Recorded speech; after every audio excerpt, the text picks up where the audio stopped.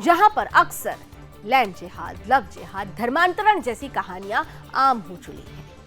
वो देवभूमि जहां पर हिंदू बहू तो कबूल कर लेंगे लेकिन हिंदू दामाद स्वीकार नहीं है।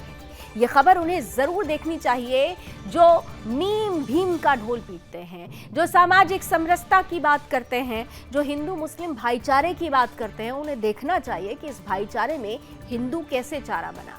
दरअसल ये कहानी देवभूमि उत्तराखंड की है, जहां पर एक मुस्लिम लड़की को उत्तर प्रदेश के रहने वाले एक हिंदू लड़के से प्यार हो जाता है। प्यार परवान चढ़ता है, दोनों शादी करते हैं और मुस्लिम लड़की को अपनी जान का खतरा होता है, इसलिए वो कोर्ट की दहलीज तक पहुंचती है। हाई कोर्ट की तरफ से यह आदेश दिया जाता है कि जोड़े को सुरक्षा प्रदान की जाए, लेकिन हाई कोर्ट के भी इस आदेश की किस तरीके से पुलिस अवमानना करती है, उसे दरकिनार करती है। नतीजा प्रमाण यह निकलता है कि जिहादी आते हैं, मुस्लिम लड़की को यानी हिंदू पति से उसकी पत्नी को छीन कर लेकर चले जाते हैं। हिंदू दामाद स्वीकार नहीं जिहादियों को। ये कहानी क्या कहती है, किस तरफ लेकर जाती है, आइए ये सब कुछ देखिए, समझिए हमारी आज की इस स्पेशल रिपोर्ट में। देवभूमि उत्तराखंड में जिहादी इन दिनों बेकाबू, बेलगाम, बेखौफ हो गए हैं। इतने बेखौफ कि दिन दहाड़े कार पर हमला कर देते हैं, हिंदू परिवार की बहू को उठा कर ले जाते हैं। और ये सब हुआ पुलिस या तंत्र की मिली भगत से। जी हाँ, आपने बिल्कुल सही सुना। अब पूरा मामला भी जान लीजिए कि आखिर क्या और कैसे हुआ। दरअसल उत्तर प्रदेश के खेड़की गांव के रहने वाले दलित युवक अक्षय जटियाल को साथ में पढ़ने वाली उत्तराखंड की मुस्लिम लड़की से प्यार हो गया। दोनों का प्यार परवान चढ़ने लगा। लड़की ने शादी की बात की, लड़के ने हिंदू मुस्लिम के बीच का फर्क समझाया, अमीरी गरीबी की खाई का अंतर बताया। लेकिन लड़की ने कहा जब प्यार किया तो डरना क्या। लड़की ने हाथ की नस तक काट ली, जिसके बाद दोनों ने एक हो जाने की कसम खाई। 14 मई 2023 को लड़की ने एक दूजे का हो जाने के इरादे से घर छोड़ दिया, जिसके बाद फरीन बन गई माही। लेकिन कट्टरपंथियों को ये प्यार रास नहीं आया। वजह बिल्कुल साफ थी, क्योंकि लड़की मुसलमान थी और लड़का हिंदू। कट्टरपंथियों को हिंदू लड़की तो बहू के रूप में चाहिए, लेकिन हिंदू दामाद नहीं चाहिए। लिहाजा जिहादियों की फौज जोड़े के जान की प्यासी हो गई। उधर लुधियाना में जोड़े ने हिंदू रीति रिवाज के साथ शादी कर ली। लुधियाना कोर्ट में लड़की ने बयान दर्ज कराया। दोनों ने नैनीताल हाई कोर्ट में जाकर सुरक्षा की गुहार भी लगाई, जहां 2 जजों की बेंच ने दोनों को सुरक्षा भी दी, जिसकी कॉपी कप्तान साहब को भेज भी दी गई। बावजूद इसके पुलिस ने सुरक्षा नहीं दी।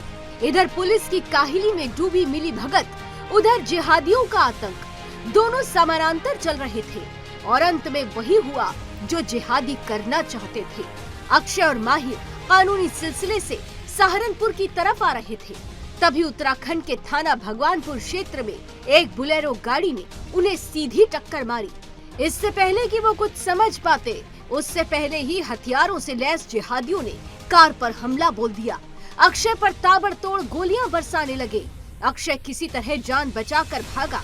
बंदूक की नोक पर जिहादियों का झुंड लड़की को घसीटते हुए उठा ले गया। वकील के मुंशी को चोटें आई, ड्राइवर का हाथ तोड़ दिया गया। मगर मजाल है कि पुलिस कोई एक्शन ले, क्योंकि कांग्रेस विधायक काजी निजामुद्दीन के आगे पूरा पुलिसिया तंत्र नतमस्तक है। पुलिस ने ना तो अपनी ड्यूटी की और न ही हाई कोर्ट के आदेश का पालन। पुलिस की नजर में कोर्ट की कोई अहमियत नहीं, क्योंकि अपने इलाके की कोर्ट भी वही है, गवाह भी वही है और जज भी वही। पुलिस के नकारेपन और मनमानी रवैये पर सवाल तो उठते ही हैं, लेकिन सवालों के घेरे में सूबे की सरकार भी है। आखिर कैसे पुलिस सारे नियम कायदे कानून को ताक पर रखकर अपनी मनमर्जी कर रही है। Bureau report, Sudarshan news. वो युवक अक्षय जो इस कहानी का मेन पार्ट है, वो भी आज पहुंचा है अपनी माता के साथ में सुदर्शन मुख्यालय। एक दलित युवक है और किस तरीके से इसने जो है एक संघर्ष किया और क्या क्या इसके साथ घटना घटी, हम पूछेंगे इससे। अक्षय, जब आप 14 तारीख को उस लड़की को लेके निकले, जैसा आपने बताया हाथ की नस काट ली थी, तो आप कहाँ पहुँचे?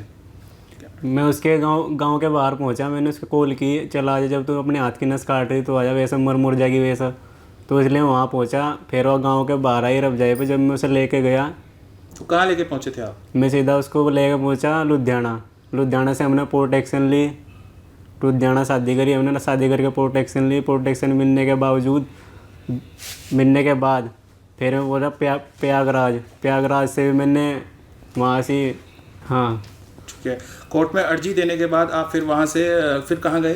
कोर्ट में अर्जी देने के बाद फिर वहाँ से मैं नैनीताल गया। नैनीताल से हमें प्रोटेक्शन मिली। फिर प्रोटेक्शन कोर्ट मैरिज हो गया, वहाँ पे शादी हुई, सब काम हो गए।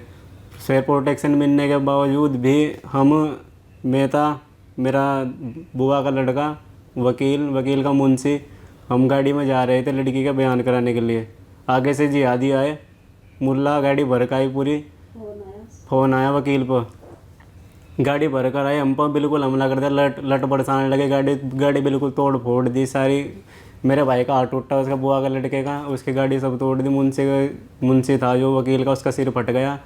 और मैं लड़की उन्होंने बाहर निकाली, मैं भी बाहर निकल गया। तो उन्होंने मेरे पर गोली चलाई, तो लड़की ने मैं धक्का देकर जंगल के रास्ते से मैं भागकर बच गया।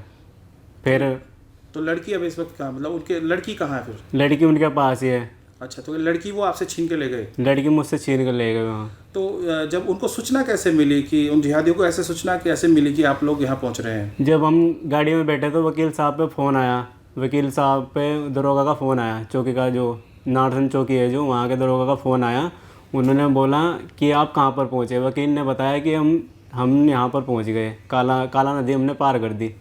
वकील पर फ़ोन आया तो जब फ़ोन कटते एकदम कुछ ही देर बाद, 10-15 मिनट बाद, एकदम आगे से एक बोलेरो आई।